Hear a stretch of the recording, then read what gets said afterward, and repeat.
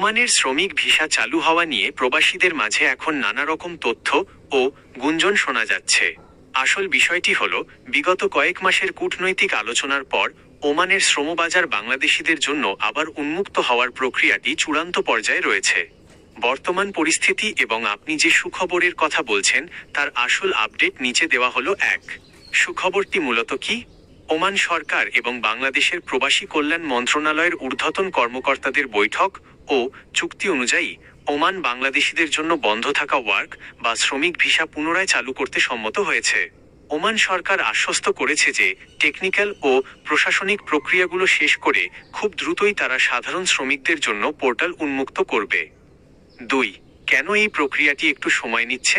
অবৈধ কর্মীদের বৈধকরণ ওমান সরকারের প্রথম শর্ত ছিল, সেখানে যারা বর্তমানে কোনো বৈধ কাগজপত্র ছাড়া বা আউটপাস নিয়ে আছেন, আগে তাদের একটি আইনি প্রক্রিয়ার মাধ্যমে বৈধ করা। এই কাজটি প্রায় শেষের দিকে। দক্ষতার ওপর জোর, ওমান এবার সাধারণ বা অদক্ষ শ্রমিকের চেয়ে দক্ষ জনশক্তি, স্কিল্ড ওয়ার্কার যেমন ড্রাইভার, মেকানিক, ইলেকট্রিশিয়ান, শেফ এবং বিভিন্ন টেকনিক্যাল কাজের লোকদের অগ্রাধিকার দিচ্ছে। 3, এই মুহূর্তে আপনার জন্য জরুরি সতর্কতা, ভিসা খোলার খবরের সুযোগ নিয়ে অনেক দালাল চক্র বা এজেন্সি প্রবাসীদের কাছ থেকে অগ্রিম টাকা বা পাসপোর্ট হাতিয়ে নেওয়ার চেষ্টা করতে পারে। ওমান রয়্যাল পুলিশ আরওপি বা বাংলাদেশ দূতাবাসের পক্ষ থেকে সাধারণ শ্রমিক ভিসা চালুর অফিসিয়াল ও চূড়ান্ত নোটিশ না আসা পর্যন্ত কাউকে অগ্রিম 1 টাকাও দেবেন না।